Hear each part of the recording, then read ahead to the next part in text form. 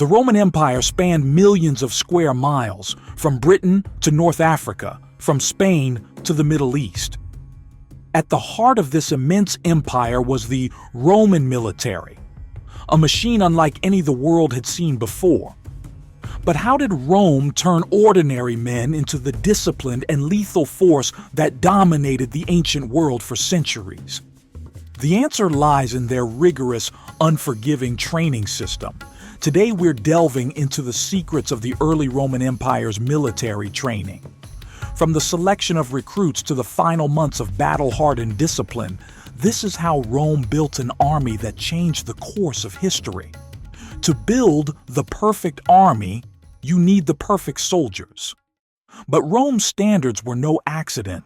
They were shaped by centuries of warfare and adapted to the needs of a growing empire. According to the ancient historian Vegetius, Roman military recruiters sought out specific physical and mental traits. First and foremost was physical fitness. The Romans preferred recruits with broad shoulders and narrow waists, indicative of strength and agility.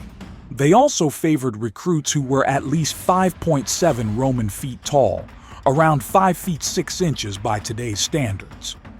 Taller recruits were assigned to elite units like the first cohort or the cavalry. But it wasn't just physical appearance that mattered. The Romans had clear preferences for where they recruited their soldiers. Roman historians like Josephus tell us that recruits from rural areas were considered more resilient.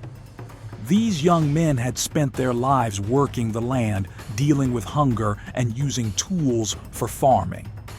They were naturally stronger and better adapted to the physical hardships of military life.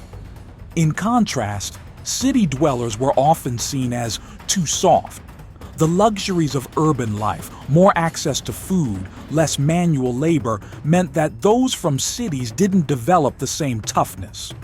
Roman generals like Frontinus believed that recruits from regions like Illyria, Gaul, and even North Africa were ideal soldiers due to the harsh environments in which they were raised. Climate also played a role.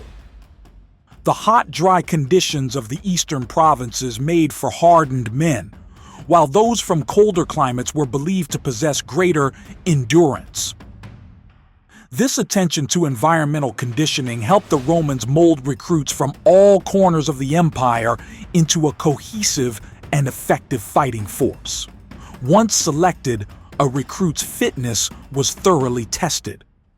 Vegetius emphasizes the importance of endurance and agility, traits essential for surviving the grueling marches, battles, and harsh conditions Roman soldiers would face. Historian Adrian Goldsworthy writes that recruits had to demonstrate they could carry heavy equipment over long distances, withstand extreme weather, and remain battle-ready. Good eyesight was critical for spotting enemy movements in battle and navigating difficult terrain. Physical proportions, especially wide shoulders and muscular builds, were key indicators of how well a recruit would handle the heavy shields and weapons used in combat. Extended shot of soldiers carrying heavy packs, marching uphill for miles. Recruits often had to carry around 60 to 80 pounds of equipment during their marches. The Romans believed that a soldier's ability to endure long distances without fatigue was a sign of strength and reliability.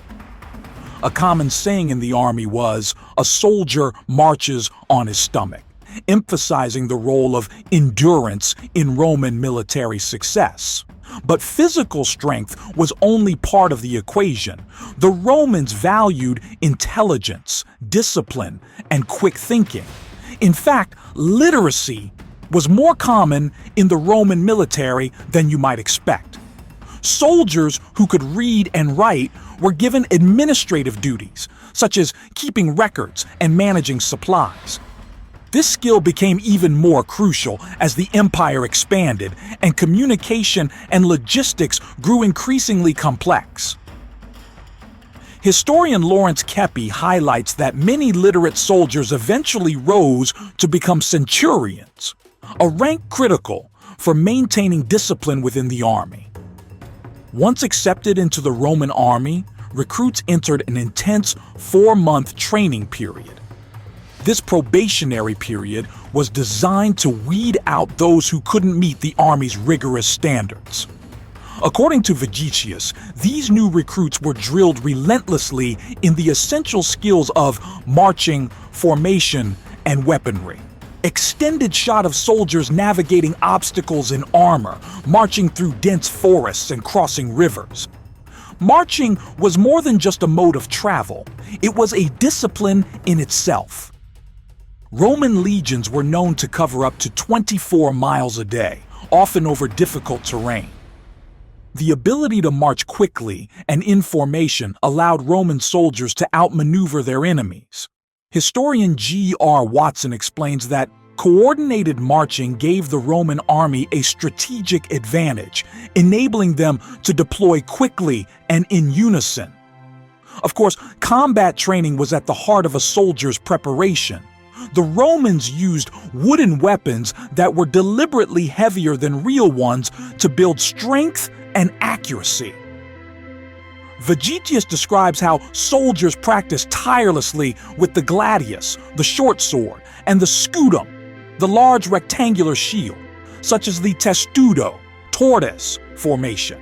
But individual skill was only part of the equation.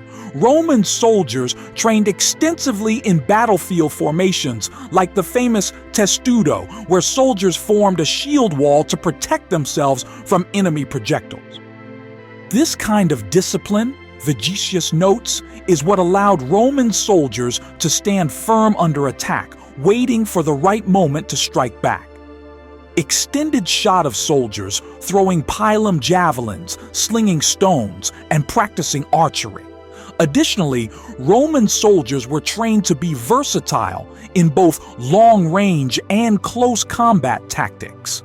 Every soldier was expected to master the pilum, a heavy javelin designed to penetrate enemy shields, and many also trained with the sling, an ancient long-range weapon used to hurl stones at high speeds.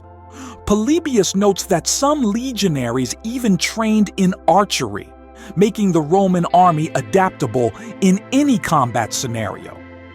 For the Roman cavalry, training was even more specialized. Cavalrymen practiced mounting and dismounting their horses quickly, even while wearing full armor. Cassius Dio records how Roman cavalry were trained to adapt to the chaos of battle, performing rapid maneuvers that allowed them to strike quickly and retreat just as fast. Cavalry units played a critical role in reconnaissance, quick strikes, and flanking maneuvers. Their mobility allowed them to gather intelligence, harass enemy lines, and exploit weaknesses in enemy formations. This mobility made the Roman army as effective in speed as it was in strength. The training system of the Roman army was the backbone of its success.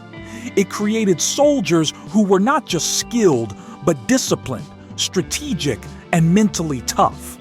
Their combination of physical fitness, combat versatility, and strict discipline gave them an extraordinary win-to-loss ratio unmatched in the ancient world.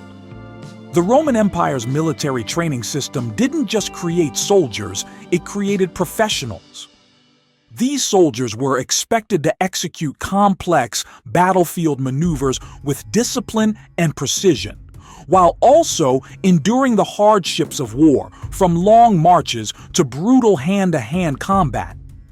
This unparalleled preparation was a key factor in Rome's dominance across 3 continents and its status as one of the greatest military powers in history. The training didn't just transform men physically, it reshaped them mentally.